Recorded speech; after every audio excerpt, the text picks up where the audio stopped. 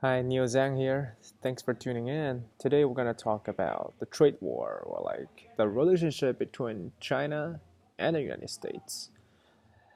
I would say a lot of people would think, as a Chinese, you probably doesn't really like Americans because these are like kind of like two biggest economy in the world. They're kind of like rivalries. They're like in conflicts constantly, especially in the past couple of months. But honestly, as a 25-year-old who grew up in China, I would say like my generation love America. Like our parents' generation, they love America. Like those for my parents' generation, for example, like if you go to college in China in the 1990s, best the best thing you could do after graduation is to go to grad school in America so that you can find a job there and move there. That's the best future imagined by my parents' generation. Apparently, like now, the situation has shifted a little bit just because the development of the Chinese economy and a lot of Chinese teenagers would like to find a job in China because there are more and more opportunities, of course. But still, like going going to America to study to work is still considered as a good choice for a lot of Chinese people. And we need to like separate Chinese government and Chinese people.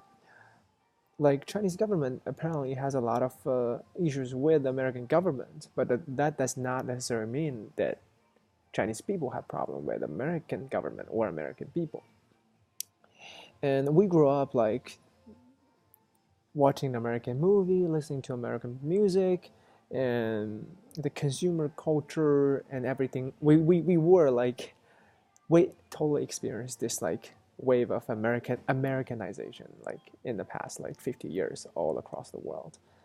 So I would say the current situation, like even though there are some misunderstandings or like potential conflicts between these two governments, I'm still positive towards the future because I think Chinese people understand Americans, even though I don't think Americans like understand Chinese people or Chinese mentality, quite frankly. It's just because Americans don't really care about the other part of the world. That's my humble opinion. But if you disagree with me, like we can have a discussion. But that's my humble opinion.